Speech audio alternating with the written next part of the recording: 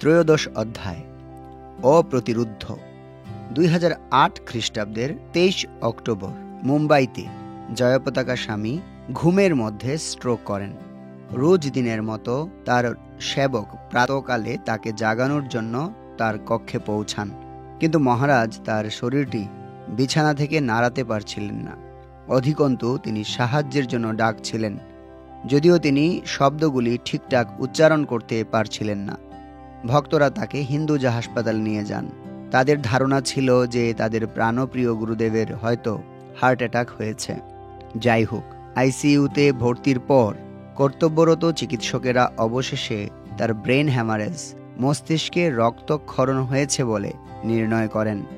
তার স্ট্রোক হওয়া পর্যন্ত যা যা ঘটনা ঘটছিল সে সম্পর্কে মাধবকান্ত দাস, তিনি তখন জয়পতাকা স্বামীর সহকারী হিসেবে সেবা করছিলেন, তিনি বলেন, 2008 খ্রিস্টাব্দে শ্রীমৎ জয়পতাকা স্বামী গুরু মহারাজের মিড টার্ম জিবিসি মিটিংয়ে অংশ নেওয়ার জন্য মুম্বাই আসার কথা। তিনি দক্ষিণ আমেরিকাতে ছিলেন। গুরু মহারাজ সেখান থেকে ইউএসএ, লন্ডন, বাহরাইন হয়ে মুম্বাইয়ে আসেন। 16 অক্টোবর তিনি মুম্বাই বিমানবন্দরে পৌঁছান। বিমানবন্দর থেকে গুরু মহারাজ কোনো বিশ্রাম না নিয়েই সোজা চৌপাটি যান, যদিও তিনি বাহরাইন থেকে রাতের ফ্লাইট ধরেছিলেন। চৌপাটি মন্দিরে পৌঁছেই তিনি মিটিংয়ে অংশগ্রহণ করেন। তারপর সামান্য কিছু মাধ্যাহ্ন প্রসাদ গ্রহণ করে বিকেলে একটু ঘুমিয়ে নেন। সন্ধ্যায় সেই দিনের মিটিং সেশন শেষ করে তিনি সেখান থেকে রওনা হয়ে রাত 11:30 জুহু পৌঁছান।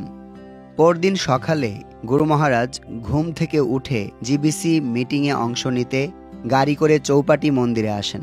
মস্তিষ্কে রক্তক্ষরণ ঘটার আগে পর্যন্ত তিনি আরও মিটিংয়ে অংশ নেন। এক ধাপ মিটিংয়ের পর আরেকটি সেশন শুরু হওয়ার মধ্যবর্তী সময়ে গুরু মহারাজ একটি অনুষ্ঠানে অংশ নিতে তার কোনো এক শিষ্যের বাড়ি যান। সন্ধ্যায় আবারও মিটিংয়ে অংশ নেওয়ার পর গুরু মহারাজ জুহু আসার পথে আরেকজন শিষ্যের গৃহে যান, আরেকজন, এরপর আরেকজন। এইভাবে তিনি রাত 1:10 জুহু মন্দিরে পৌঁছান এবং রাত 1:30টার দিকে ঘুমোতে যান। এখানে মাধবকান্ত দাস একটি বিরামহীন সেবার সময়সূচি বর্ণনা করছেন, যা জয়পতাকা স্বামীর জন্য খুবই স্বাভাবিক। কর্তব্যপরায়ণ সেবক সতর্কতার সাথে অক্টোবরের সেই সপ্তাহে তার গুরুদেবের প্রতিটি মুহূর্ত খেয়াল করেছেন। কেউ ভাবতেও পারেনি যে এই সব কিছু 23 তারিখের একটি দুর্ভাগ্যজনক স্ট্রোকে গিয়ে ঠেকবে। মাধবকান্ত দাস বর্ণনা করতে থাকেন, তারিখটি ছিল 22 অক্টোবর 2008। জয়পতাকা স্বামী গুরু মহারাজের জন্য ভিসার কাজ শেষ করার পর আমি সন্ধ্যা 6টা থেকে 6:30 দিকে মন্দিরে এসে পৌঁছাই। কক্ষে তখন গুরু মহারাজের ব্যক্তিগত রাধুনী বসুদেব আত্মজ প্রভু এবং গুরু মহারাজের সচিব হেমলাবণ্য প্রভু ছিলেন, যিনি তখন ঘুমোতে যাওয়ার প্রস্তুতি নিচ্ছিলেন। সেখানে গুরু মহারাজের আরেকজন রাধুনী, ইউরোপ থেকে আসা ইবেশ্বর প্রভুও ছিলেন। তারপর গুরু মহারাজ আমাদের কক্ষে প্রবেশ করলেন। তিনি রাতের প্রসাদ গ্রহণ করতে বসলেন। আমাদের মধ্যে বেশ ভালো কথাবার্তাও হলো। রাত 8টার মধ্যে গুরু মহারাজ প্রসাদ পাওয়া শেষ করলেন। প্রসাদের পর আমি গুরু মহারাজকে বললাম, গত কয়েকদিন ধরে তিনি যথেষ্ট বিশ্রাম পাননি, খুব তাড়াতাড়ি উঠে যাচ্ছেন, পর্যাপ্ত ঘুম হচ্ছে না। তাই আমি গুরু মহারাজকে সেই রাত্রে ভালো করে ঘুমাতে অনুরোধ করলাম। যাই হোক, তিনি রাত 9:30টার দিকে ঘুমোতে গেলেন। 23 অক্টোবর ভোর 3:45 গুরু মহারাজের ব্ল্যাকবেরি অ্যালার্ম বেজে উঠল। আমি সঙ্গে সঙ্গে উঠে লাইট জ্বালাতে গেলাম। একই সাথে মুম্বাই ইস্কন মন্দিরের আরেকজন ভক্ত গোকুলপতি মাধব ও কক্ষে ঢুকল। তার কাছে একটা ডুপ্লিকেট চাবি ছিল, তাই সে দরজা খুলে প্রবেশ করেছিল। যদি ঘটনাক্রমে আমরা তখনও ঘুমিয়ে থাকি এই ভেবে সে আমাদের জাগাতে এসেছিল। আমি ডাকলাম, গুরু মহারাজ দয়া করে উঠুন, 3:45 বাজে, কৃপা করে উঠুন। কিন্তু উত্তরে গুরু মহারাজ শুধু বললেন, হেল্প, হেল্প, সাহায্য করো। হেল্প শব্দের শেষের পি ঠিকমতো উচ্চারণ হয়নি, কোনো পি ছিল না, কারণ ওনার ঠোঁট দুটো স্পর্শ করছিল না। গুরু মহারাজ আবারও বললেন, হেল্প, হেল্প, হেল্প। আমি বুঝতে পারছিলাম যে মারাত্মক কিছু একটা সমস্যা হচ্ছে। আমি তার ব্যক্তিগত সচিবের কাছে ছুটে গিয়ে তাকে সবকিছু বললাম। তৎক্ষণাৎ ডাক্তারকে কল করা হলো। আমি আর দেরি করিনি। হাসপাতাল এবং রক্তক্ষরণ। 10 মিনিটের মধ্যে অ্যাম্বুলেন্স এসে পৌঁছালো। মাধবকান্ত, পুণ্ডরিক, ব্রজহরি, জুহু মন্দির অধ্যক্ষ এবং আরও কয়েকজন জয়পতাকার স্বামীকে নিয়ে হাসপাতালে গেলেন। তারা যতক্ষণে সেখানে পৌঁছালেন, মন্দিরের ভক্তরা ততক্ষণে মহারাজের মারাত্মক অবস্থা সম্পর্কে অবগত হয়ে গেছেন। মঙ্গল আরতির পবিত্র সময়ে ঘোষণা করা হলো, সকলে দয়া করে গুরু মহারাজের জন্য প্রার্থনা করুন। জরুরি বিভাগে থাকা চিকিৎসক তৎক্ষণাৎ জয়পতাকা স্বামীকে দেখলেন। প্রথম দেখায় তিনি আন্দাজ করেছিলেন যে জয়পতাকা স্বামীর হৃদস্পন্দন বন্ধ, হার্ট ফেইলিওর হয়ে গেছে। পুরো ব্যাপারটি নিশ্চিত হওয়ার জন্য তাদের অনেকগুলো পরীক্ষা করার দরকার ছিল। মাধবকান্ত দাস হাসপাতালের ঘটনাগুলির সার সংক্ষেপ করে বলেন, ভক্তি পুরুষোত্তম মহারাজ, দেবকীনন্দন প্রভু, গোপাল কৃষ্ণ মহারাজ, কবিচন্দ্র মহারাজ এবং অন্যান্যরা শীঘ্রই হাসপাতালে এসে পৌঁছান। ওনারা সকলেই খুব চিন্তিত ছিলেন। সকাল 8টার মধ্যে প্রধান চিকিৎসক এসে বিভিন্ন ধরনের পরীক্ষা নিরীক্ষা করেন, কিন্তু গুরু মহারাজ তখনও অচেতন অবস্থায় ছিলেন। 8:20 সিটি স্ক্যান রিপোর্ট আসার পর আমাদের বলা হলো যে এটি হার্ট ফেইলিওর ছিল না, বরং সেটি মস্তিষ্কে রক্ত জমাট বেঁধেছে, যাকে বলে হ্যামারেজ। তাই এটি হার্ট ফেইলিওরও নয়, এটি ছিল স্ট্রোক। 8:30টায় তারা গুরু মহারাজকে সিটি স্ক্যানের জায়গা থেকে আইসিইউতে নিয়ে আসেন।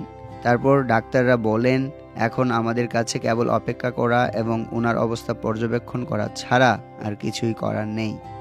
শুধু প্রার্থনা করুন এবং ভগবান যা চান তাই হবে। ওই মুহূর্তে অপারেশন করার কোনো উপায় ছিল না, যেহেতু মস্তিষ্কের অত্যন্ত বিপজ্জনক জায়গায় রক্ত জমাট বেঁধেছে। তাই কি হবে বুঝতে না পেরে আমি কাঁদতে শুরু করি। আমার জন্য খুবই কঠিন ছিল সেই মুহূর্তটি। সেদিন সারাদিন আমরা হাসপাতালে ছিলাম। তারপর ব্রজহরি প্রভু ঘোষণা করলেন যে ভক্তদের দিনের বিভিন্ন সময়ে নিয়োগ দিয়ে আমরা ভাগে ভাগে গুরু মহারাজের কাছে থাকব। যদিও তখন মাত্র 2টো শিফট ছিল, দিনে ও রাতে। প্রথম রাতের শিফটে হেমলাবণ্য প্রভু থাকতেন। তারপর মালয়েশিয়া থেকে আসা গুরু মহারাজের সচিব মহাবরাহ প্রভু থাকতেন। এইভাবে আমার এবং অন্যান্য ভক্তদের মধ্যে এই শিফট অদল বদল হতো। 4 দিন পর ভোর 5:30টায় জয়পতাকা স্বামীর বাম হাতের বৃদ্ধাঙ্গুলি নড়তে শুরু করে। জীবনের লক্ষণ। ভক্তরা আনন্দে শিহরিত হলেন। তার আঙ্গুল নাড়ানোর ধরন দেখে মনে হচ্ছিল যে তিনি যেন কিছু একটা চাইছেন।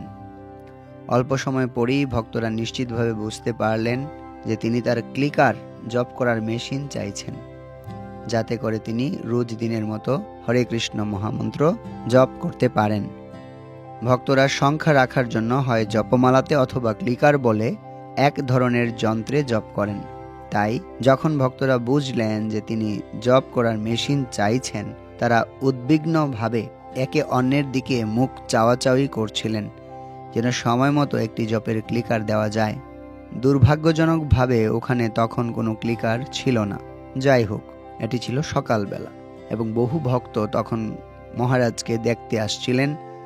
যখন রেবতীরমন প্রভুকে জিজ্ঞেস করা হলো যে তার কাছে কোনো ক্লিকার আছে কিনা, তিনি জানালেন যে তার কাছে আছে।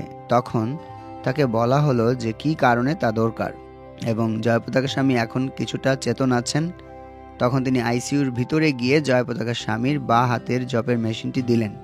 সেই মুহূর্তেই কেউ হয়তো বলবেন অলৌকিকভাবে তিনি ক্লিকারে জপ করতে শুরু করলেন, মৃদু স্বরে ও ধীরে ধীরে, কিন্তু তিনি জপ করছিলেন এবং নিজে নিজেই করছিলেন।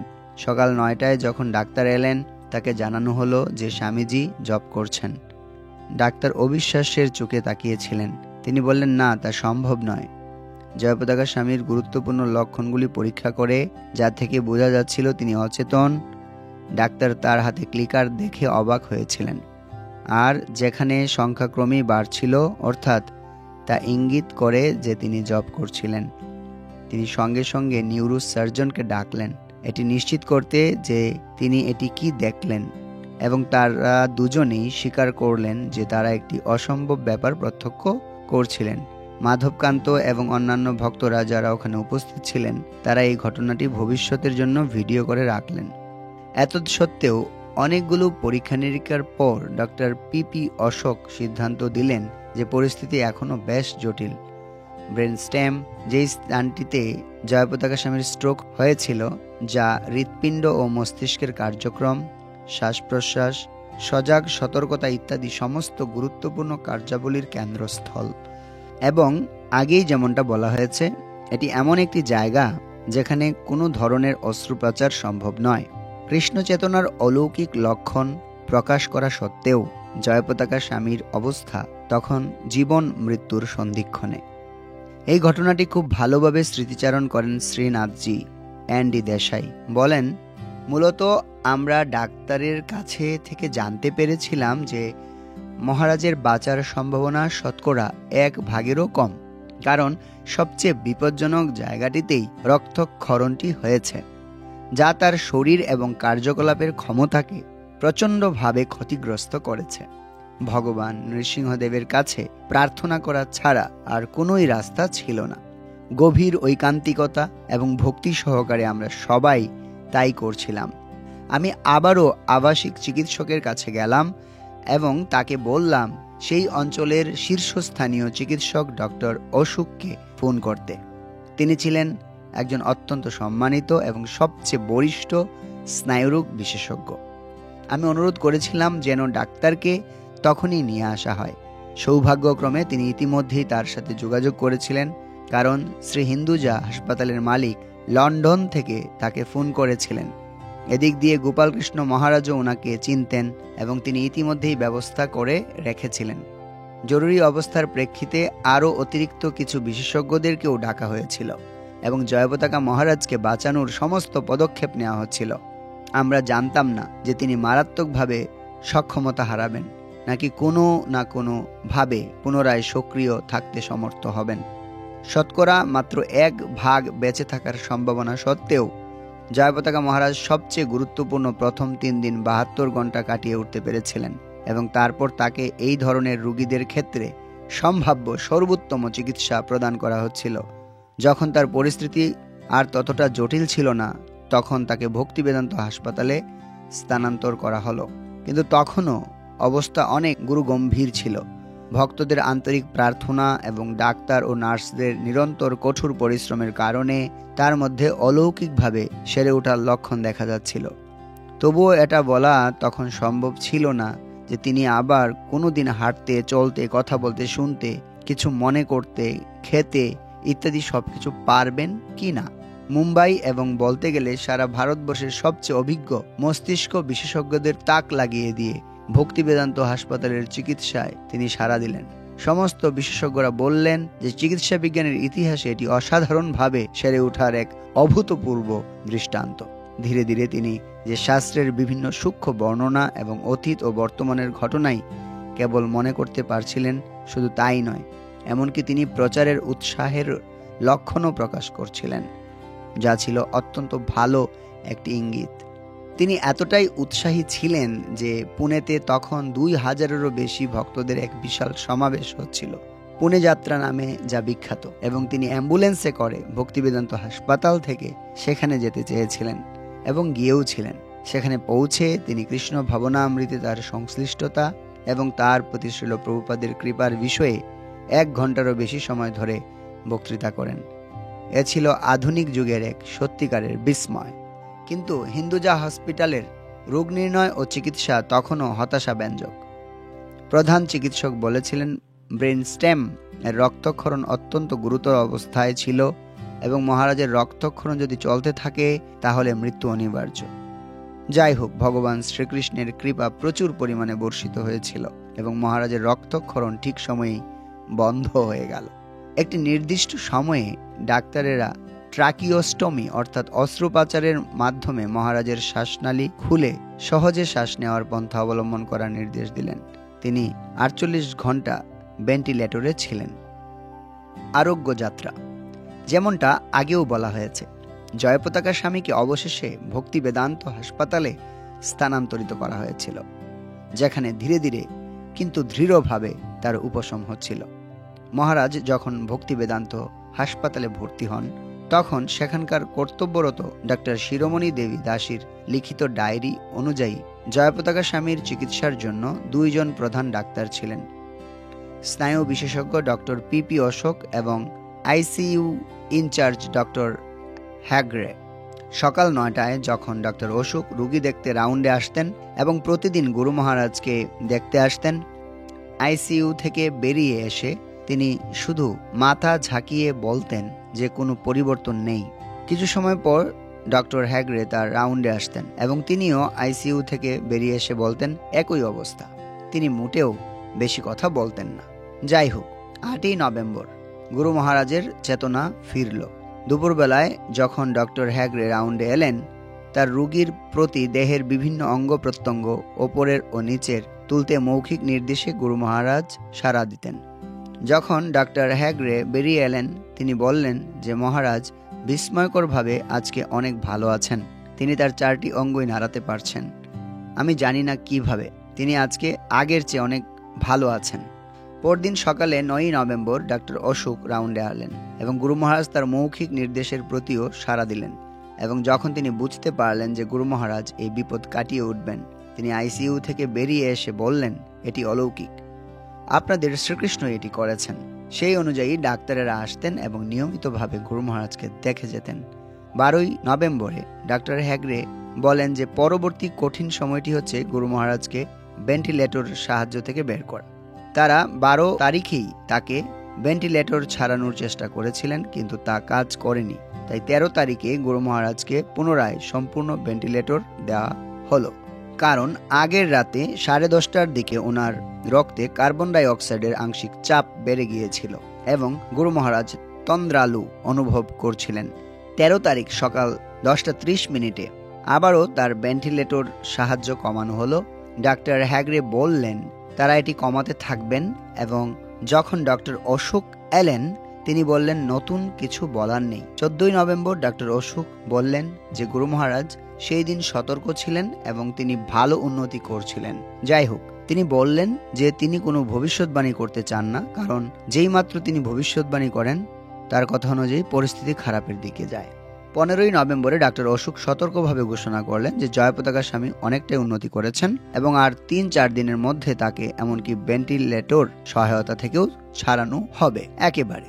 অধিকন্তু ডাক্তার এত দূরও বললেন যে যদিও জয়পতাকা স্বামী ভাগ্যবান হন এবং মনে হচ্ছে তিনি আসলেই তা হবেন, তাহলে তিনি সম্পূর্ণরূপে এই বিপদ কাটিয়ে উঠবেন। দিন 2 বাদে জয়পতাকা স্বামীর কাছে চক বোর্ড নিয়ে আসা হলো। এর দ্বারা তিনি যা বলতে চান তা লিখে দেখানোর সুযোগ পাবেন, যেহেতু তিনি তখনও কথা বলতে অসমর্থ ছিলেন। তার সমস্ত শক্তি জড়ো করে তিনি বানান করে লিখতে শুরু করলেন, হরি বল। এবং সে সময় তার পাশে থাকা রসগোপাল প্রভু পুরো শব্দটি পূর্ণ করতেন, হরি বল। জয়পতাকা স্বামী মাথা নাড়ালেন, হ্যাঁ, আমি হরি বল ই বানান করতে চাচ্ছিলাম, কিন্তু এখানে হরি বল অর্থ কি হবে? আক্ষরিকভাবে এর মানে হচ্ছে ভগবান শ্রীহরির নাম কীর্তন করো। এছাড়াও ভক্তরা একে অপরকে দেখে অভিবাদন জানাতে এবং বিশেষ করে যখন পারমার্থিক জয় লাভের কিছু হয় তখনও তারা হরিবোল বলে থাকেন। তারপর তাকে চিকিৎসা করা হয় যে তিনি কি চাইছেন যে ভক্তরা হরিবোল বলুক, এবং তখন তিনি মাথা নাড়ালেন, হ্যাঁ। এটি এই ইঙ্গিত যে তাদের দেখা উচিত যে তার বেঁচে থাকাটি এক পারমার্থিক গুরুত্ব বহন করছে এবং তারা যেন সুখী থাকে। অবশ্য তারা তা ছিলেন।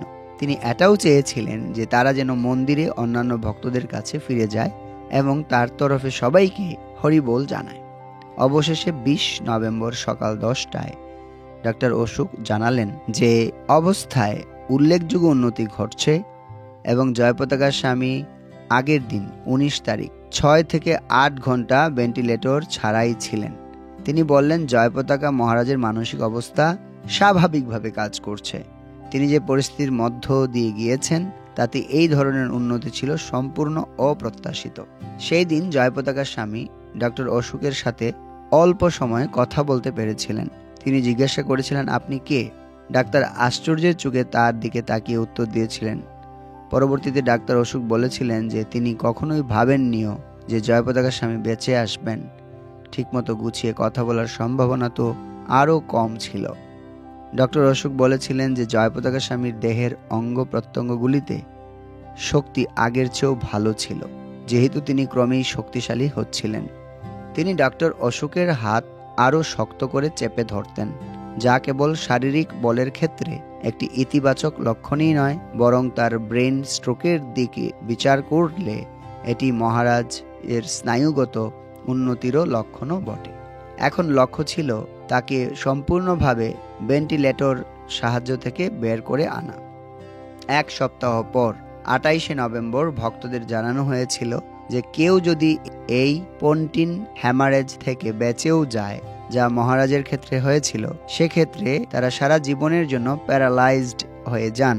কিন্তু ডাক্তারদের এই কথা স্বীকার করতেই হয়েছিল যে এই ক্ষেত্রে মহারাজ আপাত দৃষ্টিতে কোনোরকম বড় ধরনের প্যারালাইজড না হয়েই জীবন ফিরে পাবার পথে হাঁটছেন।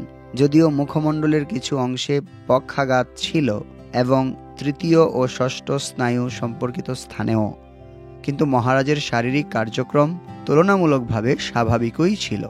ডিসেম্বরের শুরুর দিকেই তারা তাকে আইসিইউ থেকে সরিয়ে আনেন, কারণ তার অবস্থার বেশ ভালো উন্নতি হচ্ছিল এবং তারা যে কোনো ধরনের সংক্রমণ থেকে তাকে রক্ষা করতে চাইছিলেন।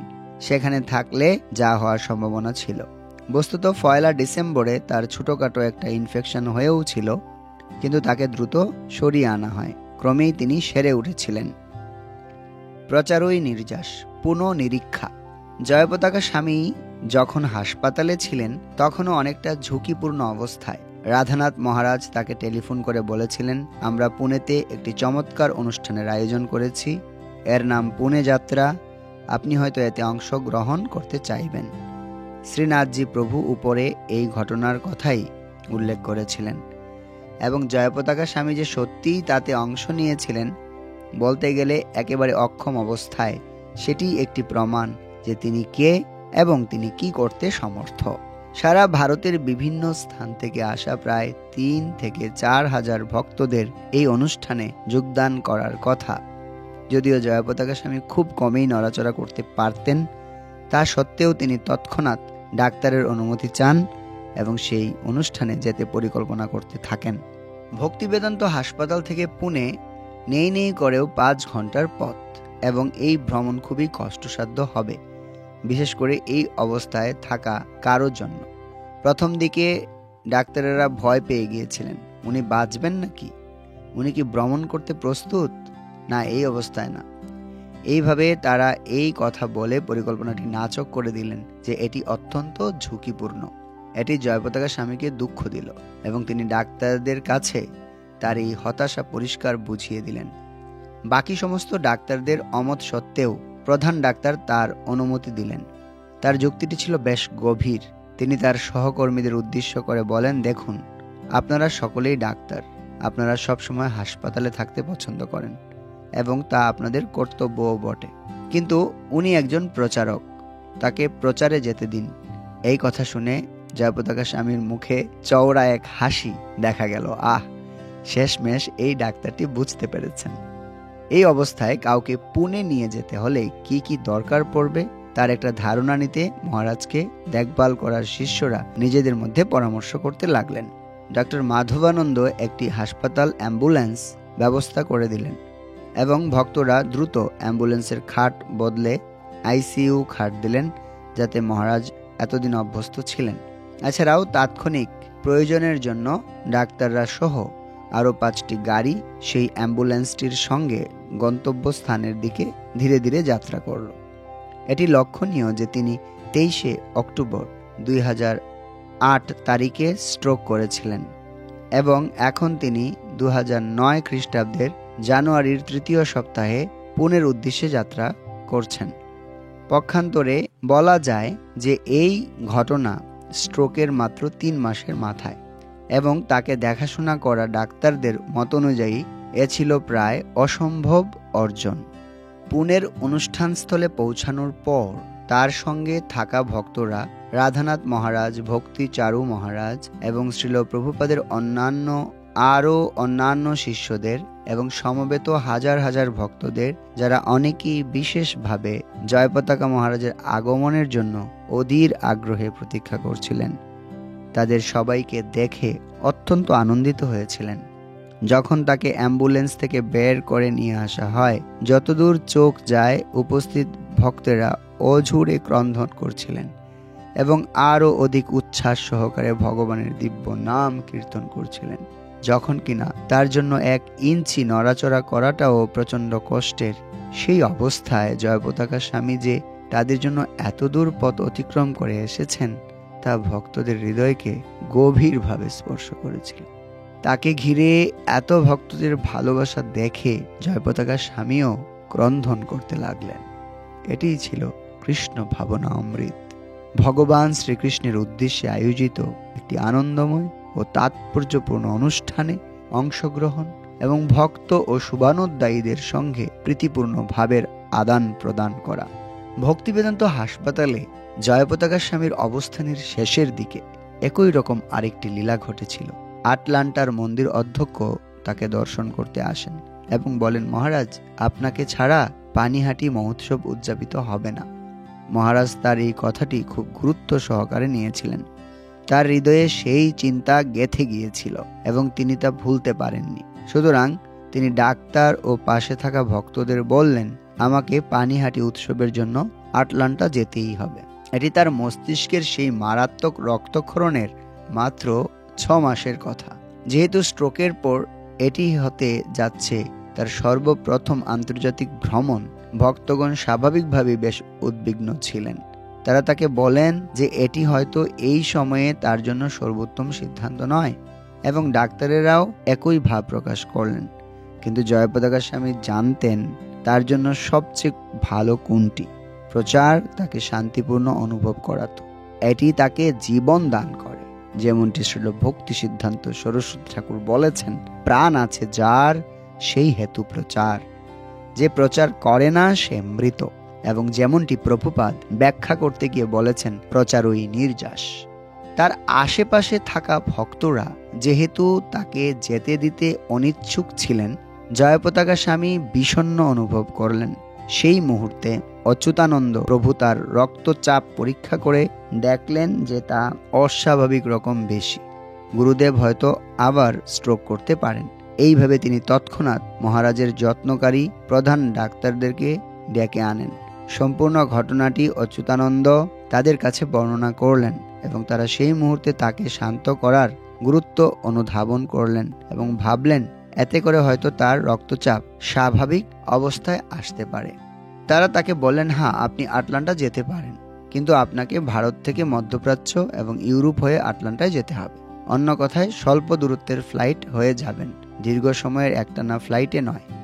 আপনার পরিস্থিতি অনুযায়ী এটি করা যেতে পারে। আনন্দে উদ্বেলিত মহারাজ সঙ্গে সঙ্গে পরিকল্পনা করতে শুরু করেন। দায়িত্বশীলভাবে অচ্যুতানন্দ আবারও তার রক্তচাপ পরীক্ষা করলেন। এটি ছিল তখন স্বাভাবিক।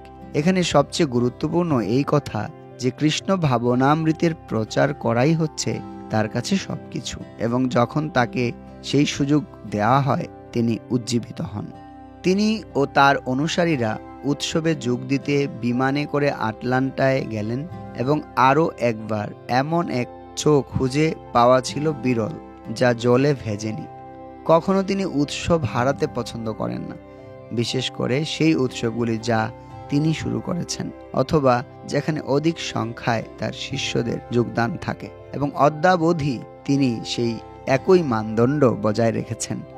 একসময় আটলান্টায় চিকিৎসা চলাকালীন সময়ের কথা স্মরণ করে মাধবকান্ত দাস বলেন, ভারতে আমরা সব ধরনের চিকিৎসা চেষ্টা করেছিলাম। বিশেষ কিছু চিকিৎসা পদ্ধতি চেষ্টা করে দেখতে আমরা 2009 খ্রিস্টাব্দে আমেরিকা গেলাম। সব থেরাপি কেন্দ্রগুলি গুরু মহারাজকে বলেছিল যে তাকে প্রতিদিন 6 ঘন্টা করে ব্যায়াম এবং থেরাপি নিতে হবে।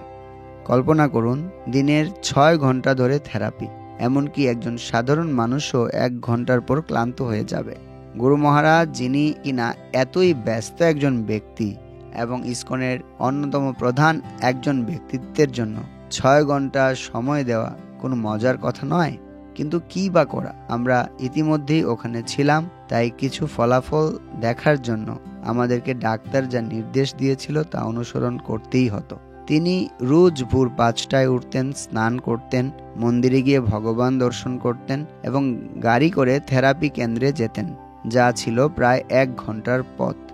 প্রতিদিন সকাল 9টা থেকে বিকেল 3টা পর্যন্ত তিনি ব্যায়াম করতেন। 3টের সময় থেরাপি সেন্টার থেকে বেরিয়ে তিনি চোখ থেরাপি, স্পিচ কথা বলা থেরাপি এবং অন্যান্য আরও বিকল্প থেরাপি নিয়ে যেতেন। তিনি ভাবতেন আমি যদি দিনের মধ্যে 6 ঘন্টা কেবল ব্যায়াম করি তাহলে কিভাবে আমার জব এবং অন্যান্য সাধনা করব? তাই তিনি সারাক্ষণ ধরে জব করার এক অভিনব উপায় বের করলেন।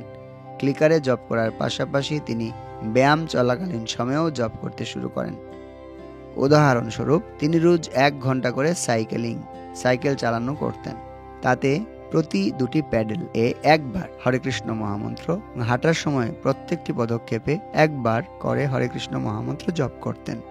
আজকাল তিনি প্রসাদ পাবার সময় যখন কেউ তাকে খাইয়ে দিতে সাহায্য করছে, গুরু মহারাজ প্রতিটি গ্রাসে একবার করে মহামন্ত্র জপ করছেন এবং এমনকি শৌচালয়ে বসে থাকার সময়েও তিনি আঙ্গুলে কর গুনে করে জপ করছেন। আপনি হয়তো বিশ্বাস করবেন না, কিন্তু তিনি এমনকি ঘুমানোর সময়ও জপ করেন। আপনি চাইলে আমাদের সাথে এসে নাইট শিফট করে দেখতে পারবেন। ঘুমানোর সময়েও জপের মেশিনটি তার পাশে থাকবে। যেই মুহূর্তে তিনি একটু জেগে ওঠেন, সঙ্গে সঙ্গে ক্লিকার হাতে নিয়ে জপ করতে শুরু করেন। কখনো কখনো 3টে থেকে 5টা অবধি এইভাবে সারা দিন তিনি জপ করেন। প্রতিটি হাঁটার পদক্ষেপে, প্রসাদ গ্রহণের সময়, আঙুলে, ক্লিকারে ব্যায়াম করতে করতে তিনি জপ সম্পন্ন করেন এবং বহু অতিরিক্ত সংখ্যাও জপ করেন। সামনে এগিয়ে চলা। এই গ্রন্থ যখন লেখা হচ্ছে, জয়পতাকা স্বামীর বয়স তখন প্রায় 70। শ্রীল প্রভুপাদের কম বেশি সেই একই বয়স যখন প্রায় অর্ধ শতাব্দী পূর্বে নিয়তি নির্ধারিত সেই শুভক্ষণে কানাডায় তাদের দুজনের সাক্ষাৎ হয়। প্রভুপাদের দ্বারা অনুপ্রাণিত হয়ে তিনি আজও পর্যন্ত উৎসুক মানুষদের কৃষ্ণ ভাবনামৃত প্রদান করতে ও যেমন তিনি নিজেও অনুপ্রাণিত হয়েছিলেন সেইভাবে তার শিষ্যদেরকেও অনুপ্রাণিত করার লক্ষ্যে সারা বিশ্ব ভ্রমণ করতে চলেছেন। তা সত্ত্বেও তার জীবনের প্রচণ্ড কঠিন অবস্থা, বয়স এবং শারীরিক আঘাত সবকিছুরই একটা প্রভাব রয়েছে এবং এইভাবে তাকে অনবরত হাসপাতালের ভিতর বাহিরে করতে হয়েছে। যাই হোক, এই বাস্তবতাটি তার প্রচেষ্টাকে আরও বেশি মহিমান্বিত করেছে। কেননা বেশিরভাগ লোকের জন্য যা করতে কেবল নগণ্য চেষ্টার দরকার, সেই একই কাজ করতে তাকে প্রচণ্ড শক্তি দিতে হয়। যে বিষয়টি একজন গড়পড়তা মানের ভক্ত এমনকি সে সম্পর্কে না ভেবেই করে ফেলতে পারে, সেটি তার ক্ষেত্রে সর্বশক্তি দিয়ে তা করতে হয়। এর জন্য প্রয়োজন অটল দৃঢ়তা এবং শরণাগতি, যা উন্নততর স্তরের বৈষ্ণবদের দুটি মহৎ গুণ। নতুন নতুন প্রতিবন্ধকতা প্রতিনিয়ত তাকে ঘিরে রাখছে এবং তিনিও একের পর এক সফলভাবে সেই সব যুদ্ধে জয়ী হয়ে চলেছেন, যা প্রত্যক্ষদর্শীরা দেখছেন যে একজন ব্যক্তির সেবা যখন অনিশ্চয়তার পাল্লায় ঝুলছে, তখন কিভাবে সেই ব্যক্তিটি বেঁচে থাকার জন্য মহিমান্বিতভাবে সংগ্রাম করতে পারেন।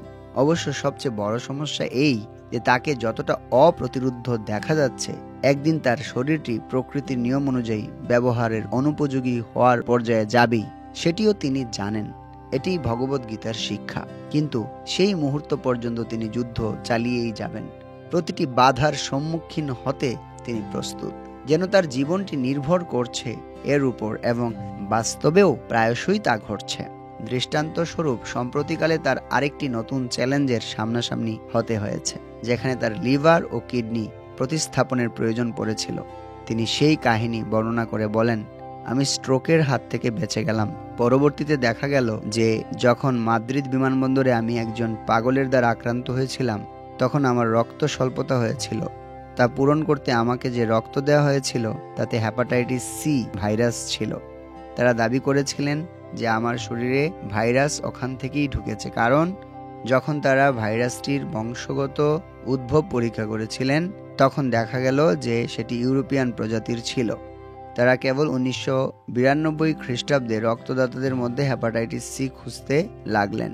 স্ট্রোকের আগে পর্যন্ত তারা জানতেন না যে আমার লিভার ও ওই ভাইরাসের দ্বারা আক্রান্ত হয়েছে। তখনই কেবল তা নির্ণয় করতে পেরেছিলেন। 1992 খ্রিস্টাব্দে আমাকে একটি ঔষধ বিধি দেওয়া হয়েছিল, যা তখনই নতুন আবিষ্কার হয়েছিল এবং সেটি হেপাটাইটিস সি ভাইরাসকে মেরে দিয়েছিল। কিন্তু ভাইরাসটি 1989 খ্রিস্টাব্দ থেকে ধীরে ধীরে আমার লিভারের ক্ষতি করেছিল, ফলে ইতিমধ্যেই তা আমার লিভারটিকে নষ্ট করে দিয়েছিল। এটি অনেকটা নীরব ঘাতকের মতো ছিল। এখন তারা বলছেন যে অ্যালোপ্যাথিক মতে এর একমাত্র চিকিৎসা হচ্ছে লিভার প্রতিস্থাপন। লিভার চূড়ান্তভাবে ক্ষতিগ্রস্ত হওয়ার কারণে আমার কিডনি দুটিও অক্ষম হয়ে পড়েছিল এবং ফলে এখন আমাকে একই সাথে লিভার ও কিডনি দুটিই প্রতিস্থাপন করতে হবে।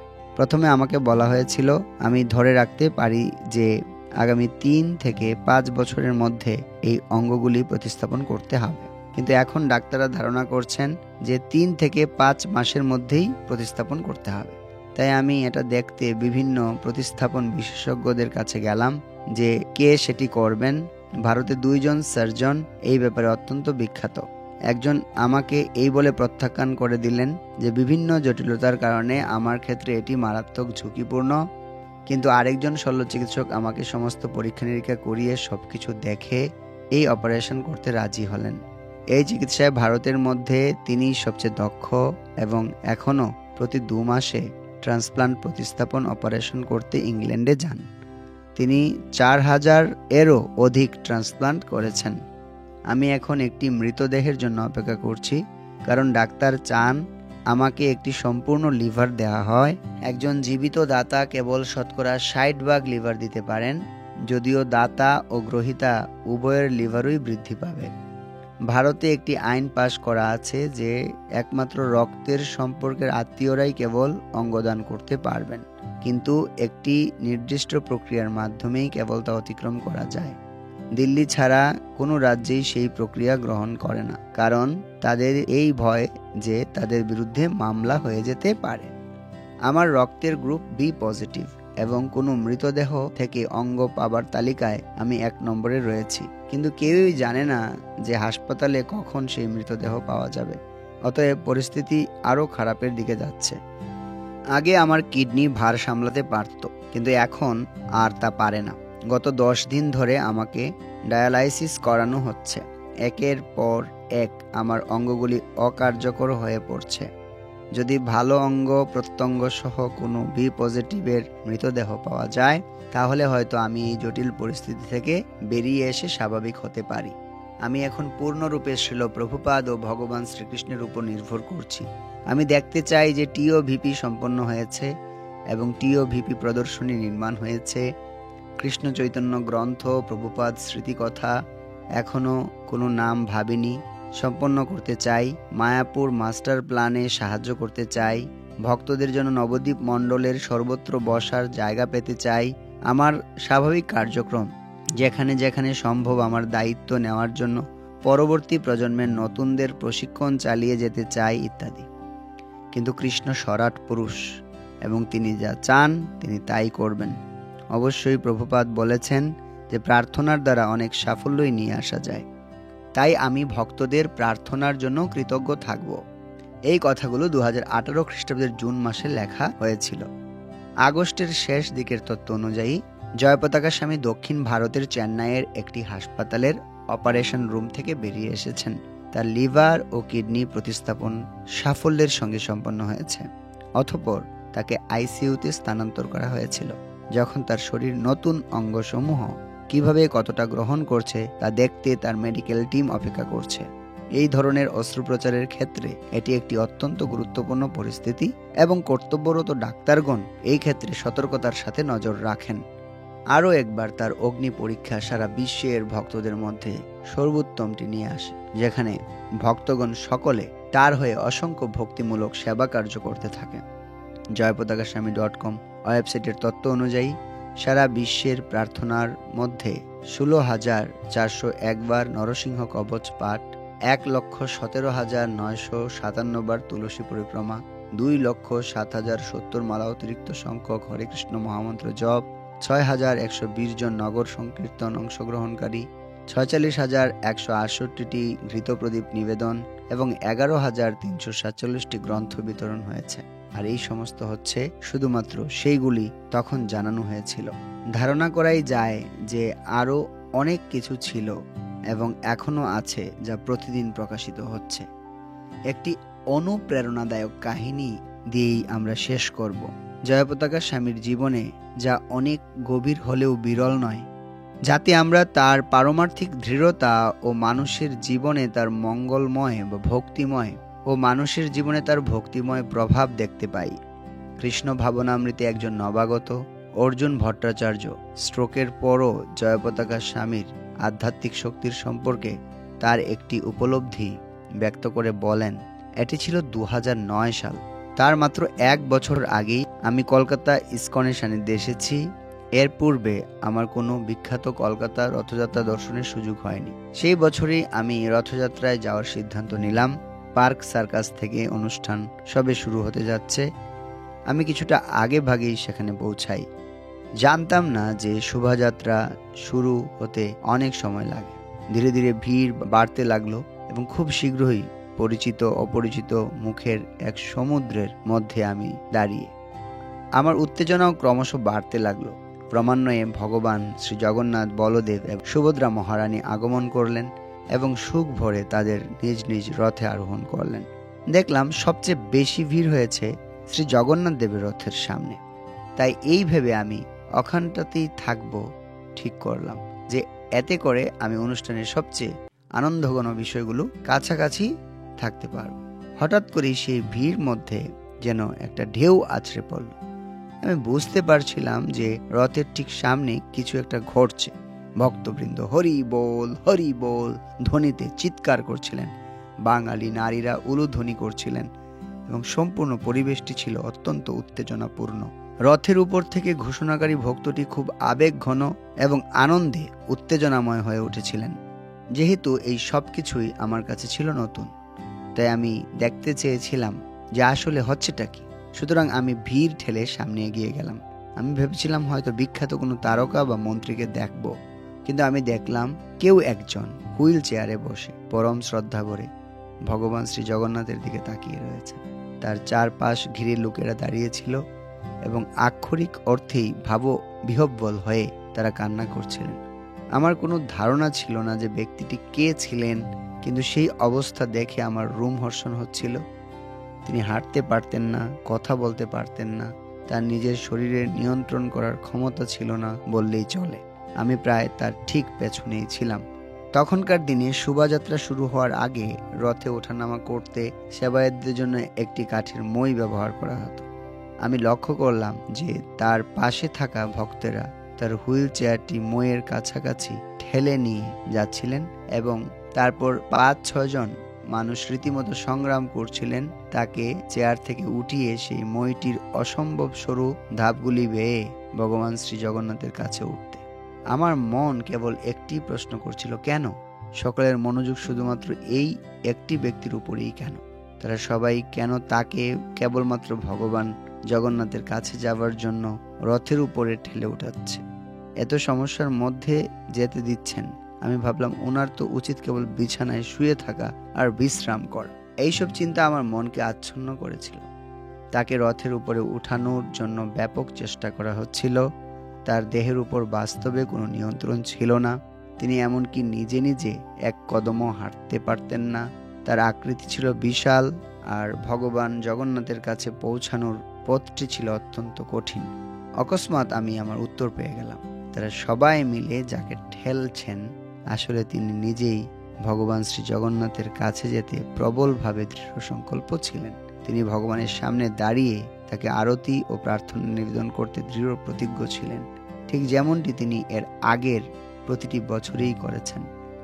সমবেত জনসাধারণকে এটি দেখাতে তিনি দৃঢ় সংকল্প ছিলেন যে তিনি এখনো বেঁচে আছেন।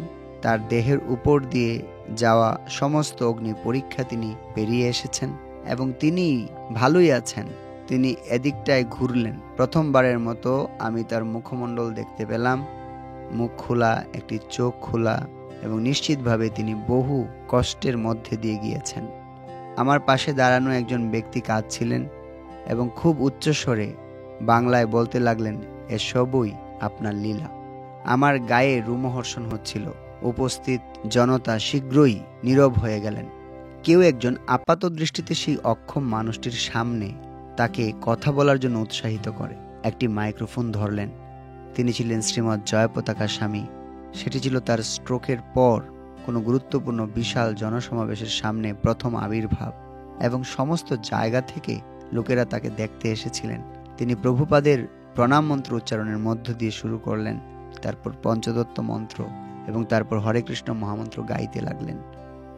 সমবেত জনতা হাতে তালি দিয়ে তার সঙ্গে কীর্তনে যোগ দিলেন।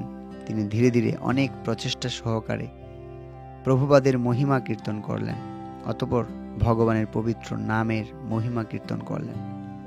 শ্রীল প্রভুপাদ তাকে নির্দেশ দিয়েছিলেন কলকাতা রথযাত্রাকে বিশাল প্রকাণ্ড আকারে করতে। অতএব তিনি নিজে কোনোদিন একবারও কলকাতা রথযাত্রা বাদ দেননি এবং সেই দৃঢ়তা থেকেই তিনি গুরুতর শারীরিক সমস্যা থাকা সত্ত্বেও এখানে এসেছেন শুধুমাত্র তার গুরুদেবকে সন্তুষ্ট করতে। এই ছিল তার দৃঢ় সংকল্প। আমি অনুভব করলাম যে আমার গাল বেয়ে অশ্রু গড়িয়ে পড়ছে। আমার মনে হলো আমার উচিত ওনার আশীর্বাদ গ্রহণ করা। এরপর শীঘ্রই আমি আবারও দেখলাম যে ভক্তরা তাকে অনেক কষ্ট করে রথ থেকে নামাচ্ছেন। আমি শ্বাসরুদ্ধকর অবস্থায় ছিলাম। যে কোনো সময় যে কোনো কিছু ঘটতে পারে, কিন্তু এটি ছিল ভগবান শ্রী জগন্নাথের রথ। যখন ভগবান কাউকে রক্ষা করেন তখন কোনো খারাপ কিছু ঘটতে পারে না। ভক্তগণ তাকে নিয়ে এসে তার হুইল চেয়ারে বসালেন এবং দ্রুত তাকে নিয়ে চলে গেলেন। যে কোনোভাবেই হোক আমি তাকে আমার দৃষ্টিপথের আড়াল হতে দেইনি। আমি কাছেই দাঁড়িয়েছিলাম, তাকে দেখছিলাম আর ভাবছিলাম, ও কৃষ্ণ, তুমি কিভাবে পারো তোমার এত প্রিয়জন কাউকে এত বেশি ভোগান্তি দিতে? কিন্তু এই ব্যক্তিটিকে দেখে মনে হচ্ছিল তিনি সত্যিই অনেক সুখী ছিলেন, গভীর আনন্দে মগ্ন ছিলেন এবং তার চারপাশে থাকা প্রত্যেকেই যেন তেমন ছিলেন। শ্রীল জয়পতাকা স্বামী মহারাজ কি জয়। তার অতুলনীয় প্রেম ও উৎসর্গ প্রজন্মের পর প্রজন্ম ধরে সকলকে অনুপ্রেরণা দিয়ে যাক।